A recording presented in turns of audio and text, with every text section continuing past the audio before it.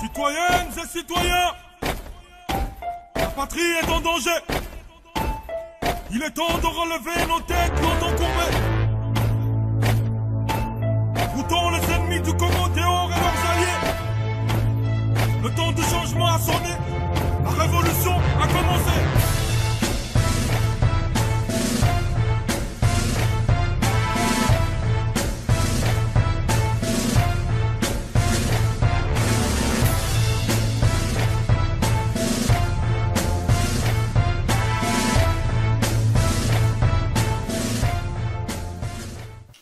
Mesdames, Messieurs, bonjour. Bienvenue dans cette édition un peu spéciale.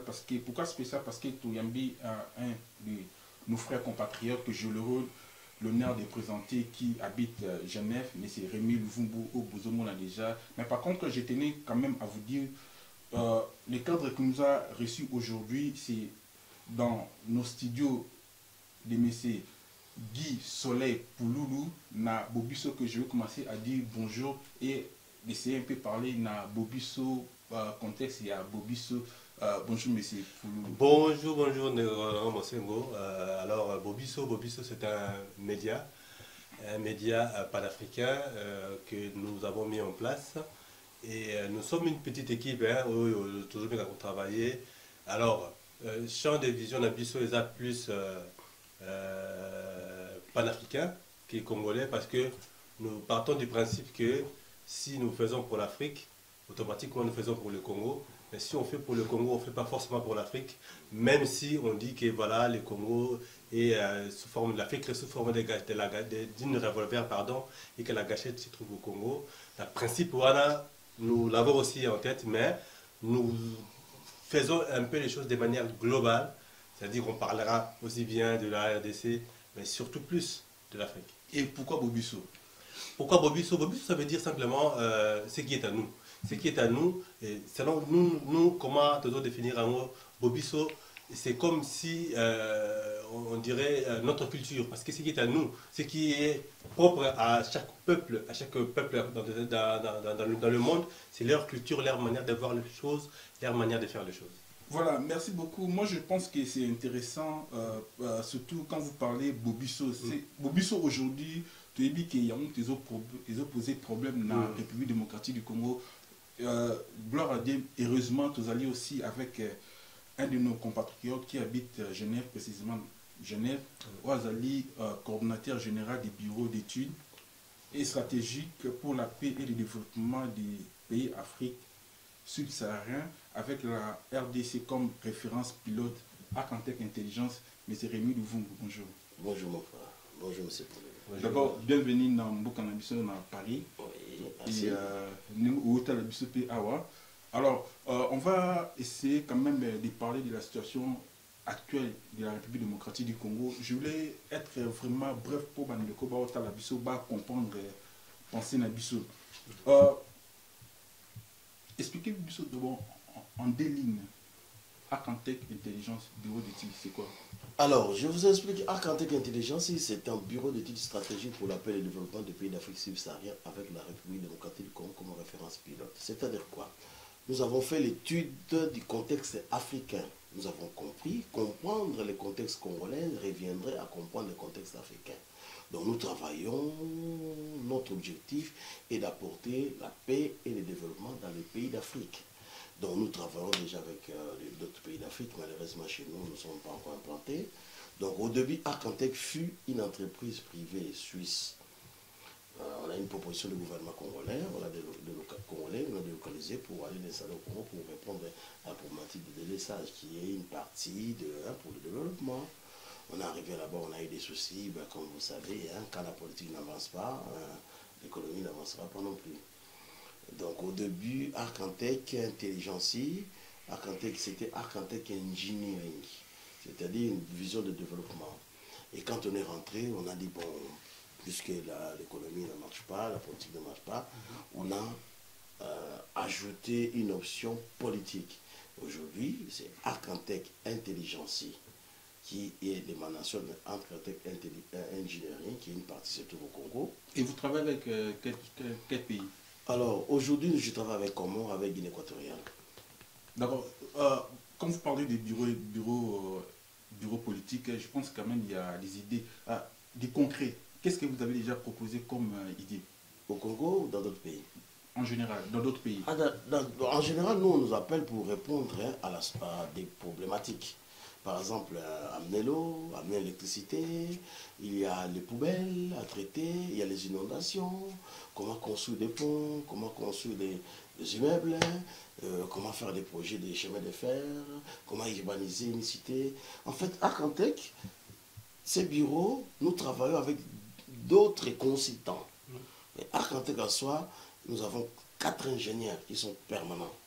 Après, nous consultons d'autres bureaux d'études dans des domaines que nous n'excellons pas. Mais vous avez dit tout à l'heure qu'au Congo, vous avez été en mission pour résoudre le problème de délestage. Mais au jour d'aujourd'hui, ces problèmes n'ont jamais résolu. Vous n'avez rien fait alors? Non, non, non. Je vous ai dit que nous avons plié bagages. Aujourd'hui, nous avons 80 tonnes d'outillage qui est bloqué. C'était pour quelle raison? Les terrains étaient difficiles. Qu'est-ce qui politique, était l'élément qui vous a empêché de faire votre travail? La réalité congolaise, il n'y a pas une volonté politique. Et quand il n'y a pas la volonté politique, il n'y a rien qui marchera. Vous voyez, nos autorités, c'est-à-dire une vision un peu raccourcie. Ils ont une vision de marche courte. C'est-à-dire qu'ils ne voient pas plus loin. Vous voyez, là-bas, c'est-à-dire, si vous regardez au Congo, ce qui se passe au Congo, les politiques dépouillent la population. Hein, avant d'arriver là, on va essayer d'être concret dans notre discussion. Arcantec Intelligent, ils ont dit bureau d'études. Aujourd'hui, il y a les 4, les 5, les 6, si je ne m'abuse pas, de ce mois ici, tout le monde a une inondation de Salamine à Congo. Alors, qu'est-ce qu'on peut attendre des Arcantec? Alors, si je reviens, je vous dirais, nous avons fait une étude en 2009. On avait dit ceci. Il y a même la lettre ouverte qui a été envoyée au conseiller du président de la République, si vous voulez bien. Nous avions démontré que de 2009 à 2030, nous allons atteindre une population de 5-8 millions d'habitants.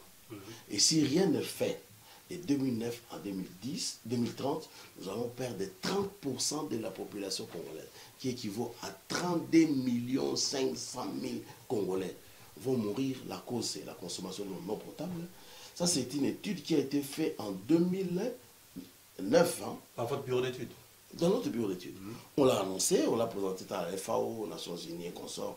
Comme vous savez, les problèmes congolais, quand il n'y a pas l'appui politique, on ne prend pas toutes les choses sérieuses. Mais aujourd'hui, on commence à nous rappeler. Pardon. Excusez-moi, le changement climatique. C'est-à-dire, cette étude a démontré que de 2010 à 2030, nous allons perdre 30% de la population congolaise. L'étude a été faite en 2009. C'est un peu une annonce apocalyptique. Voilà. Non, j'annonce pas. Ça, c'est la constatation des faits, la conjonction des paramètres.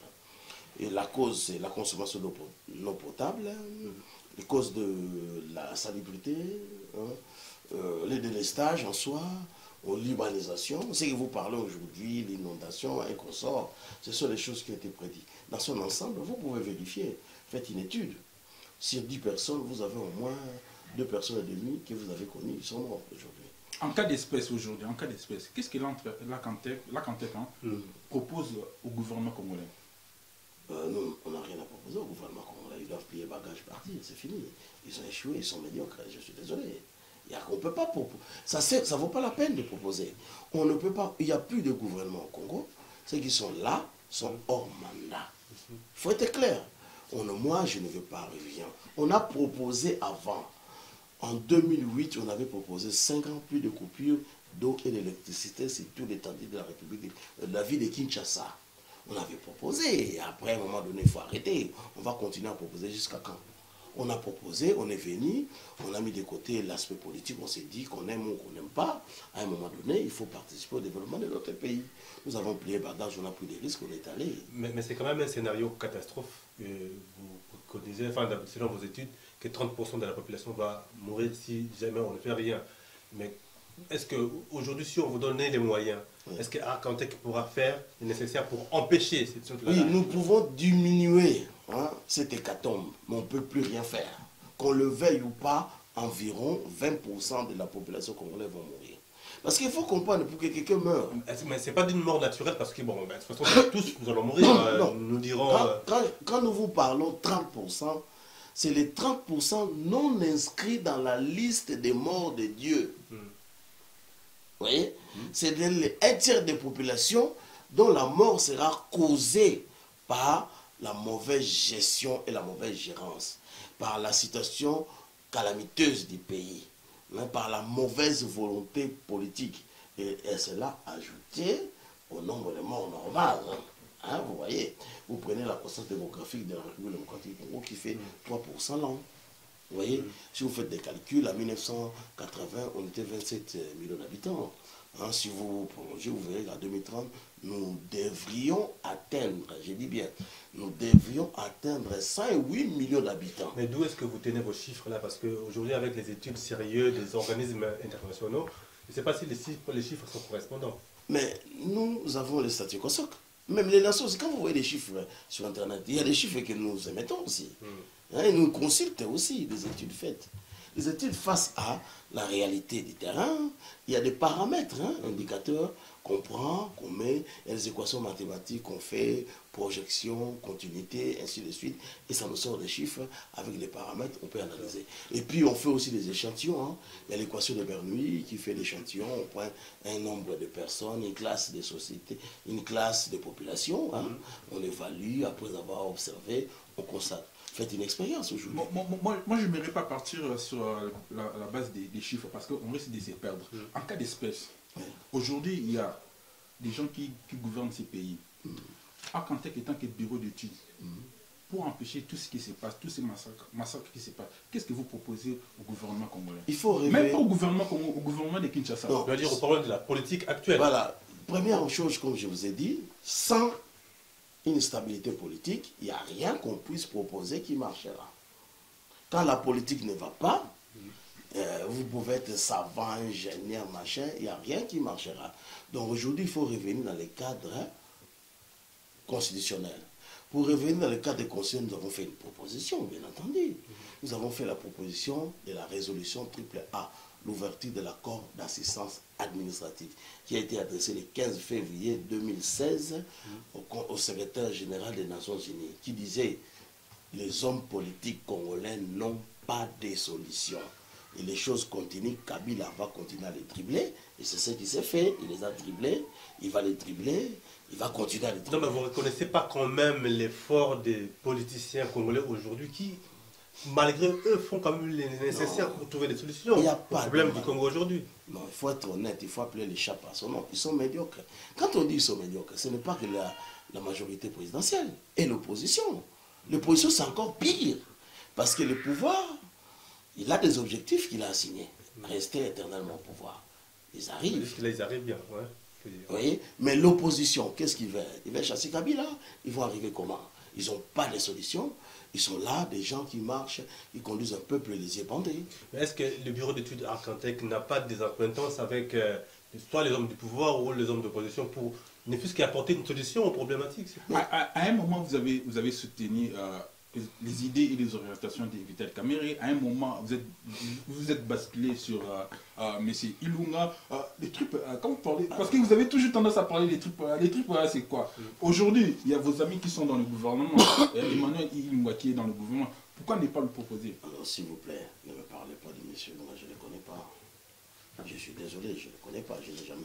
Moi, j'ai dit tout Congolais qui fait quelque chose pour les Congos, s'il vient nous voir, on lui apporte une solution. Si vous avez votre père aujourd'hui au Congo, s'il est malade, vous voulez qu'il soit à l'hôpital, qu'il soit soigné. Donc vous serez content qu'il y ait un médecin au Congo qui soigne les gens. Si aujourd'hui le gouvernement, entre guillemets, dans l'ordre constitutionnel, le peuple se met d'accord. Excusez-moi, vous voulez dire que vous avez déjà travaillé avec Vital Kamerhe, vous avez travaillé déjà avec M. Ilunga? Non. Il faut pas... Vous étiez quand même proche, vous avez quand même proposé vos idées. Non, alors, soyons certains. Je disais ceci... Ou vous l'avez vendu du projet? Je disais ceci et je l'ai redit. Quand nous avons mis en place les projets de société, M. Vital Kamerhe était encore dans le PPRD. Il a mis en place son projet. Sa vision rapprochait les nôtres. On ne peut que soutenir. Donc vous voulez dire qu'il avait déjà des projets de quitter le PPRD?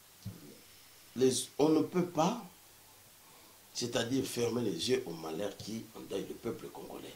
Quand vous avez un politicien congolais qui excelle, pourquoi pas? Il faut apprendre à reconnaître. À un moment donné, en l'instant T, Vital Kamerhe excellait. Qu'on le veuille ou pas, qu'on l'aime ou qu'on ne l'aime pas, il excellait. Il avait des visions qui corroboraient avec nos visions. On s'est dit, on a été contacté. On a travaillé sur un projet. Quand on dit travailler, c'est pour un module. Ce n'est pas qu'on a fabriqué les projets de société de Vital Kamerhe. Non. Il avait son projet. Nous, on est des experts. On a apporté une contribution dans des domaines spécifiques. C'était une collaboration de manière indirecte. Hein. Il y a toujours des partenaires, des représentants qui sont envoyés par ainsi de suite pour travailler. Mais on s'est rendu compte que ce monsieur n'a pas respecté ses engagements. Quand il a dit, pas un jour de plus pour Kabila, moi qui marche sur encore. Pour nous, ça c'était un engagement. Quand il a failli... Donc c'est cet élément-là qui a déclenché en fait la rupture. La rupture s'est déclenchée. En fait, qui est venu vers vous? C'est vous qui êtes parti vers Vital Kamerhe ou c'est Vital Kamerhe qui est venu vers vous? Ça ne se dit pas. En politique, il y a une collaboration. Il y a une collaboration, on s'arrête là. La collaboration est partie de rien du tout. En politique, on ne développe pas qui est venu, il y a eu, quand il y a une collaboration, deux personnes se rapprochent, des organisations se rapprochent, des entités, pas à travers l'intermédiaire ou direct, il y a eu un rapprochement. En politique, ce sont des choses, parce que, sachez, les ennemis d'aujourd'hui, les ennemis d'hier peuvent devenir des amis demain ou après-demain. Nous avions, j'ai bien dit, à l'ère actuelle, en l'instant T, à ces moments-là, sa vision corroborée avec la nôtre. J'ai même dit que nous nous sommes rejoints. Il y avait une conjonction d'idées. C'est-à-dire, lui, il avait sa vision, nous, on voyait sur le même point. DSLC, vous savez, tout le monde, aujourd'hui, les discours, à un moment donné, le discours des politiciens congolais commençait à s'orienter vers les discours de la politique, discours politique des projets de société de Vital Kamerhe. Reconnaissez-les. Là, selon vous. Bon, là, c'est moi qui parle. Oui, tout à fait. Si c'est moi qui parle, moi je peux vous dire, tous les hommes politiques que j'ai parlé, à un moment donné, et jusqu'à aujourd'hui, il n'y a pas un politicien au Congo qui a un projet de société bancable. Tous ceux qui ont des dossiers, des papiers qui peuvent s'envoler. Est-ce que vous avez lu le projet de société? J'ai lu tous les projets de société, de ceux qui ont des projets. Tous les projets. Est-ce que vous pouvez répondre à sa question-là si vous avez lu les projets de société de l'IDPS? Oui, le projet de société de l'IDPS, c'est 48 pages. J'ai vu le projet, c'est même pas un projet de société, c'est des flyers. Je suis désolé. Mais attendez, quelle différence faites-vous entre flyer Alors, et projet je de peux vous société? dire, tout projet de société est bon dans la promotion. Tout. En général. De toute façon, c'est des promesses. Hein. On va vous construire ceci, on va vous faire des routes, on va vous faire des stades, vous allez manger à votre faim, vous allez aller à l'école gratuite. C'est un peu les incantations que tous les politiciens font. En général, ce qu'on nous montre au Congo, c'est des slogans de campagne. Ce n'est pas des projets de société. Les PPRD, les 5 chantiers, n'étaient pas un projet de société. C'était un slogan de campagne. Un projet de société doit être bancable. Vous devez donner le timing, vous devez donner le budget, vous devez donner les ressources. Et vous devez présenter un cadre logique, ce qui permet à la population de juger le projet. De dire que dans 2 jours, j'ai fait ça, dans 3 jours, j'ai fait ça. Si ça ne marche pas, voilà ce que j'ai fait. C'est ça qu'on appelle un projet de société. Un cadre logique, c'est-à-dire les éléments qui s'ajustent pour dire que, j'ai toujours donné l'exemple, quand quelqu'un vous dit dans 2 ans, j'ai construit une maison, ça, ce n'est pas un projet. C'est une pensée. C'est un projet. C'est une pensée. C'est un projet. Ouais, on peut Quelle nuance? C'est une pensée. C'est-à-dire, dans les domaines des projets, ce n'est pas un projet. Excusez-moi, je complétais sa question. Quelle nuance vous faites projet de société, un projet et projet des sociétés de la ville? Non, alors, là, vous voulez parler entre projet de développement et projet de société. Dans les projets de société, il y a les projets de développement. Mais dans les projets de développement, il n'y a pas projet de société. C'est-à-dire, projet de société, c'est comment organiser la société. Donc, dans l'organisation de la société, il y a le développement. Dans les projets de développement, comment utiliser les ressources de la société pour développer cette même société ou communauté. C'est ça la différence. Nous avions un projet de société de 2747 pages qui parle de tous les points. c'est-à-dire la maladie, les écoles, la réforme des systèmes scolaires, les douanes, l'armée, les frontières, comment sécuriser les frontières. C'est un projet de société, c'est une vision globale de la nation. Alors, tous ces projets, tous ces beaux projets-là, par rapport à l'élan que vous avez déjà pris avec Vital Kamerhe, et tout cela a été stoppé net à cause d'une déclaration. Non. Alors, comprenons-nous bien. Avec Vital Kamerhe, je ne souhaiterais pas qu'on parle de Vital Kamerhe. On en parle quand même parce que c'est quand même je n'ai pas travaillé avec UNC pour un projet de société. C'était pour un module. C'est-à-dire, dans un projet, il y a des modules qu'on insère dans les projets. Je prends l'exemple, l'agriculture, ce n'est pas un projet de société. C'est un module de projet qu'on va joindre dans les projets de société. Oui, l'électricité, ce n'est pas le projet de société, c'est le module, comment trouver des solutions. Donc on fait appel aux experts, comme nous aussi, nous faisons appel aux experts dans les domaines que nous ne maîtrisons pas, pardon, pour nous apporter leur contribution. Celui qui vous dira qu'il a travaillé dans un projet de A à Z, c'est un mentor. On n'est pas Dieu le Père. Nous avons des éléments, on va consulter. Nous aussi, nous consultons des bureaux d'études. Par exemple, monsieur docteur professeur Faustin Luanga, c'est un expert de l'économie. Et aujourd'hui, je suis devenu économiste à force des choses, mais je n'ai pas fait l'économie à l'école. Mais à force de discuter, de poser des questions, de voir des experts, on finit par devenir soi-même expert. Voilà. Ouais, voilà, monsieur Rémi Louvumbu, je rappelle que vous êtes coordinateur général du bureau d'études à Cantec. Aujourd'hui, on connaît tous l'état de notre pays. Alors, dans votre bureau d'études, il y a un aspect qui m'intéresse, stratégie pour la paix. On va rester sur la paix au Congo. Alors, vous étant que bureau d'études, avec votre résolution AAA, vous nous dites que vous avez un projet de société de 2740 pages. 47 pages, précisément. Oui. Alors, proposez-nous. Alors, n'oubliez pas, je suis candidat aux élections présidentielles, futur candidat aux élections présidentielles, qui est différent des candidats aux élections prochaines, quelque chose comme ça. Je ne sais pas la différence que vous faites entre les deux, bon. C'est-à-dire, dans le futur, je serai candidat. Mais le futur proche, le futur... Peut-être dans 40 ans, peut-être dans 200 ans. C'est-à-dire que... Vous aurez plus les moyens de marcher, vous êtes toujours candidat. Aujourd'hui, il n'y a pas de solution que les politiciens puissent nous proposer. Ils sont tous coincés. Sauf que la seule solution, c'est accompagner frauduleusement Kabila. Vous voyez, Kabila est tenté de les dribbler. Il y a une seule solution. Donc, vous qualifiez les accords qui ont été faits des frauduleuses pour accompagner. Tous ceux qui étaient là, c'est tous la politique de l'accompagnement. Je l'ai dit, je l'ai redit, regardez mes vidéos. Je vous ai averti, voilà, moi, Nazo Simba Mota Zika. Voilà ça, ça va nous amener à ceci, c'est là. Aujourd'hui, Kabila n'est pas président aujourd'hui.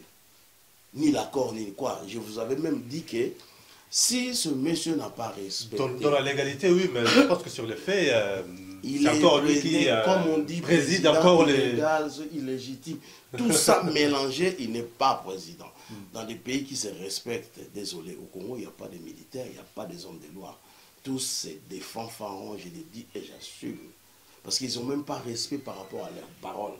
Comment nous pouvons les respecter? Vous me dites, qu'est-ce que je peux proposer? Nous avons proposé la résolution AAA. C'est-à-dire, les Congolais, nous devons dire aux Nations Unies, Toko kite, Toyebi ndengi ba gouverna Mboka, te. Donc, les Congolais doivent dire ça aux Nations Unies, c'est ça? Parce que, dans la Charte des Nations Unies, il y a un article qui lui donne ces droits-là.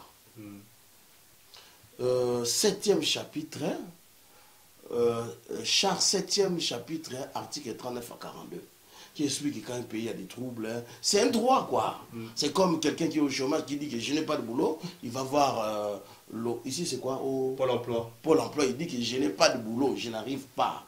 On vous donne les moyens de subsistance. C'est comme nous. On nous a légué un pays immense, avec des valeurs immenses, avec la grandeur, mais les Congolais, nous n'avons pas su avoir la hauteur. Comme disait Lumumba, ce n'est pas le Congo qui est grand, c'est nous Congolais qui manquons de la grandeur pour diriger le pays. Nous ne savons pas. Après 57 ans, bientôt 58 ans d'indépendance, les pays régressent. Alors sur quoi ça va s'articuler? Moi je veux savoir.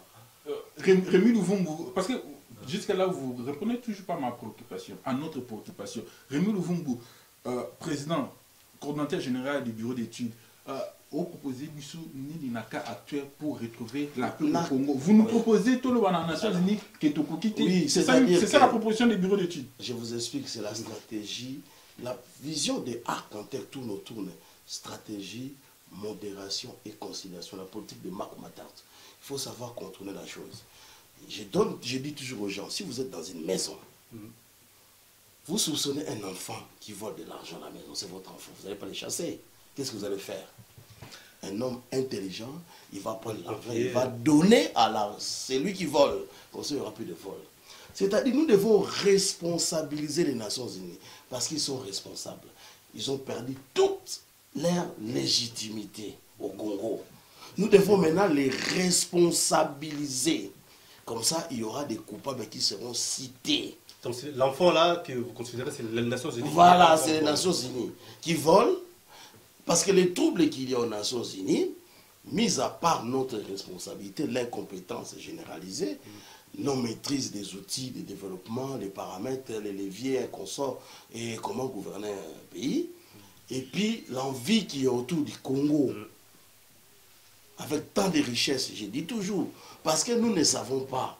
J'ai dit toujours, Sarkozy avait dit une fois, le Congo doit apprendre à partager cette richesse avec ses voisins. Et cette phrase a été mal comprise par les Congolais, ça a créé des tollés, ainsi de suite. C'est comme j'ai dit, si quelqu'un vous dit vous êtes beau ou vilain, c'est à vous d'apprécier ce qu'il vous dit ou de donner un sens dans ce qu'il vous a dit. Donc nous, aujourd'hui, nous devons responsabiliser les Nations Unies parce qu'il y a le Conseil de sécurité des Nations Unies. Au Congo, il n'y a plus de sécurité, il y a l'insécurité généralisée. Nous devons les responsabiliser face à cela. Donc la pétition qui est donnée, si vous regardez sur Internet, malheureusement, beaucoup de Congolais l'appellent la signer. Ils ont demandé 1 million de signatures. Aussitôt que les Congolais l'auront signé, ça déclenche comment? On va balayer tout le monde. La pétition est sur Internet, tout le monde peut signer. Tout le monde peut signer. C'est-à-dire, l'objectif de l'accord administratif qui est la résolution type A, balayer tout le monde, recommencer les Congo avec la nouvelle classe politique. Nouvelle classe politique. Parce que nous n'avons pas... Or, aujourd'hui, nous n'avons pas les moyens de balayer Kabila, de balayer l'opposition. L'opposition ne veut pas que cette résolution s'applique, parce qu'on va aussi les balayer. Par rapport à toutes vos propositions, alors là, maintenant, il y a un mot qui fait un peu tabac, qui est aimé de tous les Congolais, la médiocrité. Qu'en est-il pour vous? Pour moi, quoi? Dans le la jugement... médiocrité, quel jugement faites-vous par rapport à ces mots-là? Est-ce que vous trouvez que ces mots-là a sa place aujourd'hui au Congo? La médiocrité. Moi, je dirais même que ça devient les synonymes de la politique congolaise. C'est les synonymes même. Il n'y a rien à dire. Parce que, s'il vous plaît, fermez les yeux, ouvrez les yeux. Regardez, qu'est-ce que signifie faire la politique? La politique, c'est l'art de gérer la cité. Est-ce que le Congo est géré? Le Congo n'est pas géré. Ce n'est pas une insulte, ça. C'est une qualification. Médiocrité. La politique congolaise est médiocre. L'homme congolais, nous sommes médiocres. Pour ne pas s'exclure, hein. Nous sommes médiocres. Nous avons tous échoué. Bien entendu, de manière individuelle, chacun a proposé des solutions que les autres n'ont pas acceptées. Donc la solution pour tout ça, c'est la solution triple A. Je mets ma tête à couper. Si on n'applique pas la résolution triple A, 2018, il n'y aura pas d'élection et Kabila sera toujours là. Voilà. 2020... Vous n'allez pas vous pendre, j'espère. Non, le débat. Voilà. Excusez-moi, Tozali na studio, il y a Guy Pouloulou, na Bobiso, avec Yemoko Soleil Pouloulou. Merci beaucoup. On va toujours continuer dans ces genres de petites questions. Les autres intéressants. Aujourd'hui, hier, on a vu le 31 décembre 2017, on a vu les Bassamo Mamarchaki. Pour nous réclamer application, il y a accord, il y a Saint-Sylvestre du 31 décembre 2016. Alors, on suppose que cet accord est devenu caduque par rapport au temps. Et quand Bassamo Bazo réclamait encore l'application de cet accord, vous personnellement, réaction des amis? Mais quand on parle de la médiocrité, s'il vous plaît, je ne voudrais pas, j'ai beaucoup de respect aux prêtres, mais ils ont été aussi médiocres. J'aimerais bien que vous répondiez à Ningala. Vous savez, nous sommes une presse en ligne. C'est une demande que je fais. Vous pouvez refuser, ce n'est pas un problème. J'aimerais que vous si vous adressez à Lingala. Tant que la médiocrité, n'a pas sango bazala qui peut médiocre. Parce qu'ils nous ont amené la Senko là. Normalement, politiciens, il faut que on n'aura plus loin que le bout de votre nez. Si nous avions dit que et comme l'autre côté, mais il faut comprendre aussi la démarche des prêtres à part entière. Mis à part que base à la médiocre aussi, il faut les reconnaître. Parce qu'ils n'ont pas apporté une solution. Mais, moi je les comprends. Face à deux médiocres, on ne peut pas être parfait, on sera à moitié médiocre. Vous voyez? Le problème est que le pouvoir en place est médiocre et l'opposition doublement médiocre. Les prêtres ne pouvaient rien faire. Il ne faut pas confondre. Parce que cela ne laisse pas penser. Attendez, les cas prêtres, c'est quoi? J'aimerais bien retirer le mot que j'ai dit, les prêtres étaient médiocres. Mais tu l'as déjà dit. J'aimerais. Tu l'as dit. Pourquoi? Comprenons-nous bien. Les prêtres étaient là pour donner les bons offices. C'est-à-dire, Batomi Balé Balako Kanate, Yocheli Bango table. Mais ils ont une responsabilité par rapport aux résultats. Parce que si les résultats étaient sortis meilleurs, on allait les applaudir. Comme c'est des chèques, on ne peut pas les applaudir. Donc, et l'opposition, et les prêtres, et la majorité, ils sont tous... Je suis désolé, les faits sont là. Et nous, dans la diaspora, il faut dire, nous sommes aussi médiocres. Moi compris, vous compris, nous sommes médiocres de manière générale, hein, bien entendu. Moi, je ne pense pas que nous autres, nous sommes médiocres, parce que nous, je sais que la diaspora confondue, tous allez qui contre ces dialogues. Mais nous avions été contre, on a fait quoi? Il ne suffit pas de dire Ingeta, je suis contre. Il fallait anticiper. Moi, je vous dirais que... Qu'est-ce que vous appelez anticiper? Qu'est-ce que vous appelez anticiper? Anticiper dans la diaspora. Étant donné que la diaspora, les gens sont à l'extérieur du pays, on ne peut rien faire. À l'extérieur, on peut faire des choses. La diaspora, on a la résolution AAA, personne ne veut signer. C'est la médiocrité. Parce qu'on veut être d'un parti politique, on veut faire partie d'un groupe, parce qu'on a critiqué l'autre fois son leader, on ne veut pas signer. C'est la médiocrité. La médiocrité, il faut le voir dans toutes les formes. Il ne faut pas se précipiter seulement traiter les autres médiocres. Moi, je ne sais pas la raison qui pousse les deux Congolais, peut-être que ce n'est pas très bien expliqué, c'est peut-être pas clair, cette histoire est triple A, parce que pour beaucoup, hein, pour certains, triple A là, ils appellent ça comme si que c'est quoi, c'est quand même pas, ça sert une politique de mise à jour. Non. On va mettre simplement à jour les softwares qui est en place pour que ça continue encore plus longtemps. Très souvent, on a dit Boma, très souvent, il ne suffit pas, quand vous aurez expliqué, on vous demandera de réexpliquer. Tout commence par la démarche. Est-ce qu'on est dans la démarche de comprendre ou pas? Quand on est dans la démarche, on va bien quand on est longia tembe, à tout bandit, on va bien en français, une attitude de témérité, téméraire. On a vérité, mon livre, nous, notre position, nous, on a dit, nous avons fait quelque chose. Frère, je vous dis, Bomatabokita, c'est ce qui va être appliqué au Congo. Bomatabokita, c'est ce qui va être appliqué au Congo. C'est ce qui va être appliqué au Congo. Excusez-moi, monsieur. Vas-y. Tu es dans un studio, Bobisso, mais c'est moi qui dis. Vas-y, je t'en prie. Excusez-moi, vous savez, on est une presse en ligne. Aujourd'hui, il y a une polémique où il est tout le temps en ligne. Il y a le Congo. Pour vous, le Congo est sous-occupé ou le Congo est infiltré? Moi, ça m'est égal. Celui qui veut occuper, qu'il fasse pour libérer. Celui qui est inspiré, qu'il fasse. Ce qui compte, c'est le résultat. Ça, c'est des faux débats. Parce que je vous c'est pas un faux débat. C'est une question de la souveraineté d'un État. Pour Baptiste, c'est un faux débat. Ça, c'est pas la médiocrité. S'il vous plaît, si moi, je vous réponds à ma façon. Qu'est-ce que vous voulez pour le Congo? Qu'est-ce que vous voulez? Qu'est-ce que vous voulez pour le Congo? Moi, je veux que le Congo soit stable, un pays respecté dans les limites de ses frontières, que ce soit un pays souverain, que ce soit un pays démocratique. Donc, tout ce que vous allez dire... Est-ce que pour ces pays soient stables, est-ce qu'on doit identifier si ce pays est sous-occupé ou on doit identifier est-ce que ce pays est infiltré? Je vais vous dire ceci. Mélanger tout ça, c'est ça le mot. Le Congo est occupé, infiltré. Voilà, si vous voulez. Comme ça, tout le monde trouve son compte. Parce que quand je dirais le Congo occupé, les infiltrés, les gens de l'infiltré vont entendre. Nous sommes dans ces contextes, ça dépend comment on le voit. Parce que logiquement, c'est inadmissible. Suivez-moi bien. Si on rentre dans d'autres contextes, on va dire que le Congo est infiltré, le Congo n'est pas occupé. Mais si vous prenez dans un autre contexte, vous allez dire le Congo est occupé et non infiltré. Donc, ça dépend de quel côté vous regardez.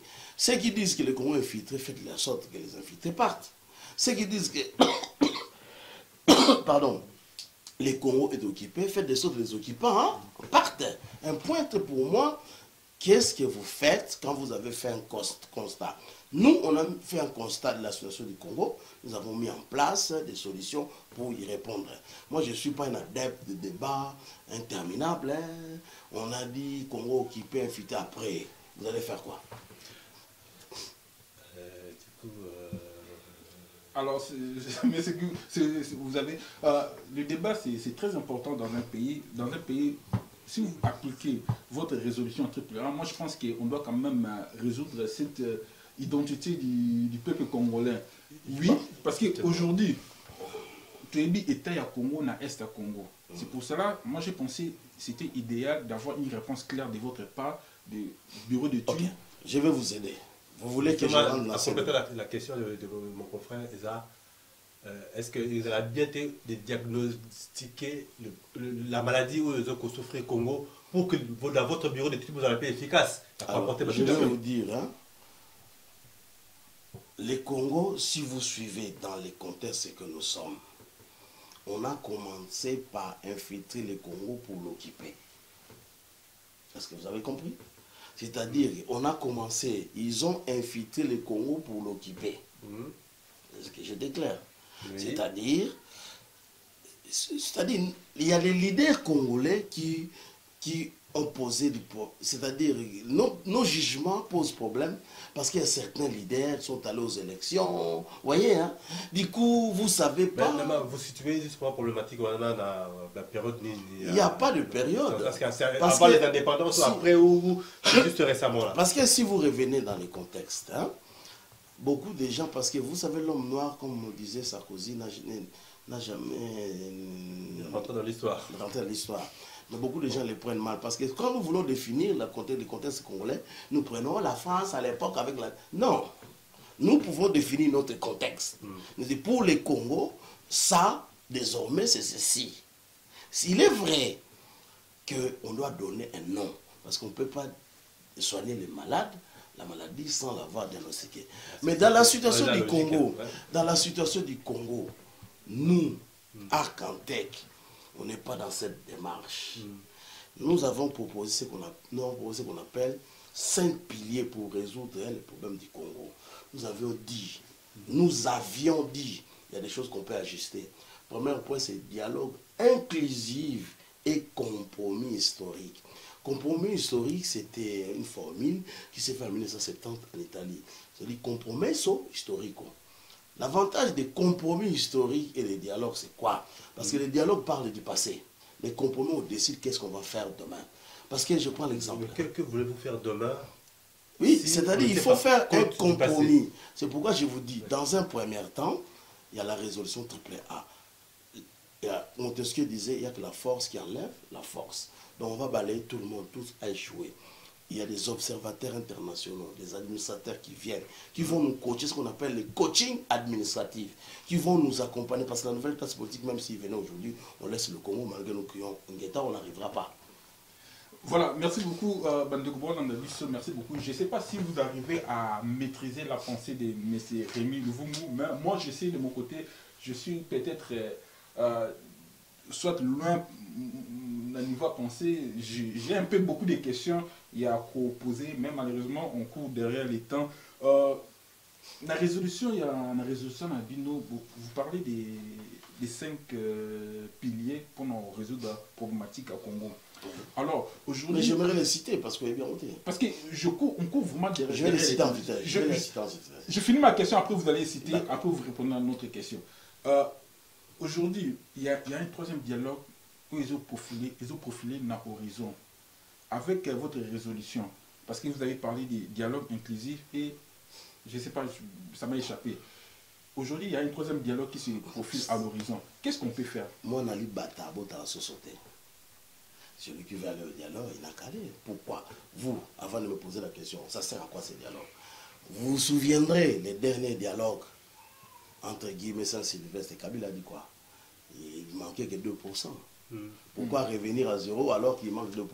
Pour moi, un accord où on a résolu 98%, c'est un accord qui est conclu. Donc pour moi, toutes ces histoires-là, c'est la poudre hein, aux yeux.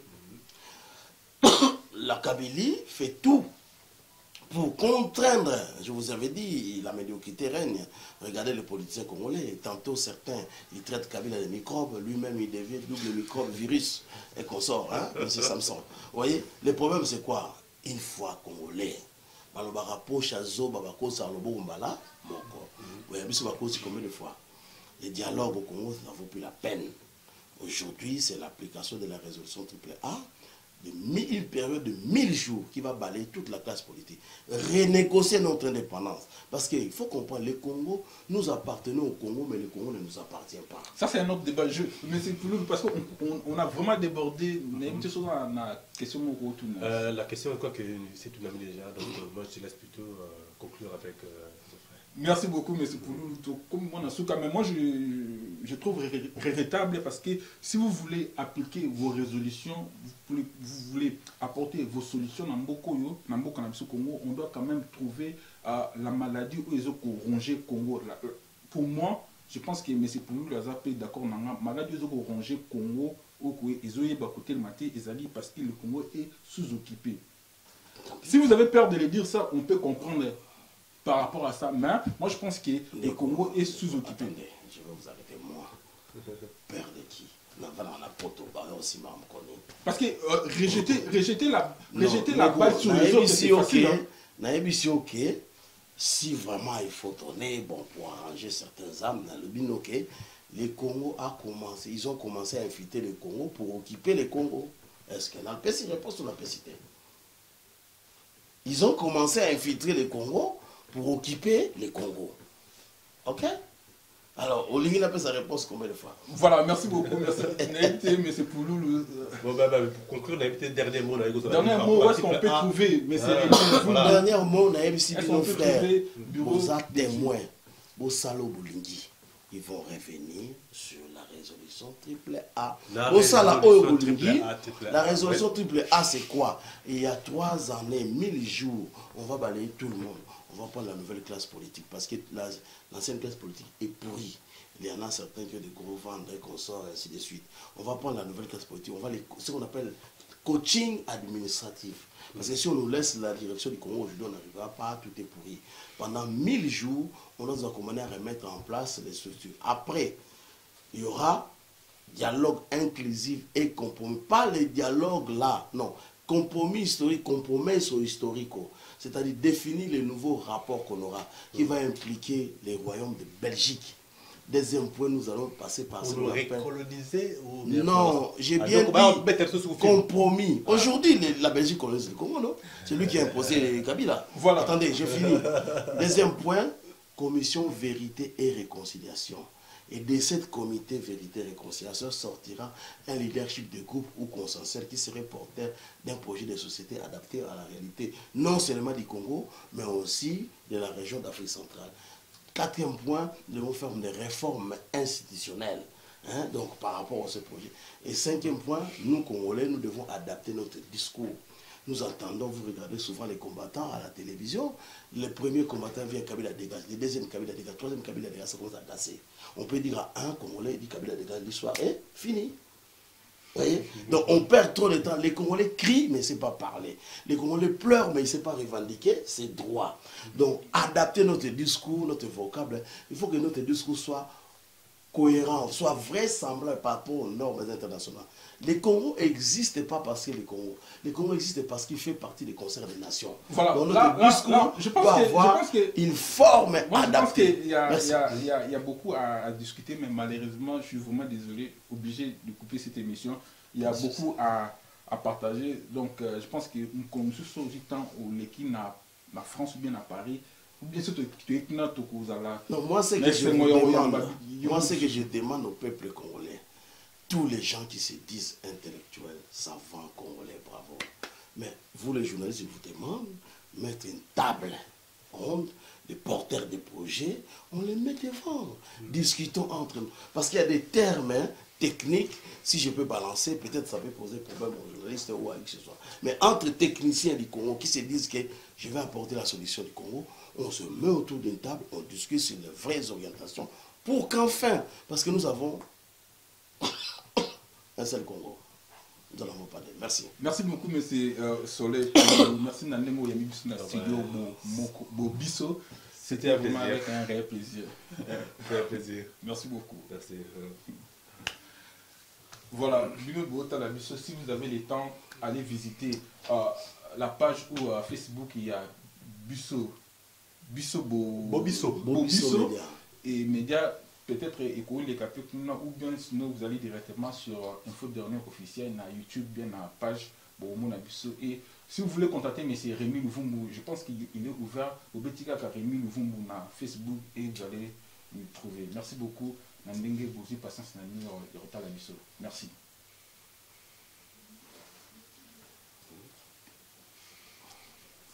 Vous avez une beauté déjà.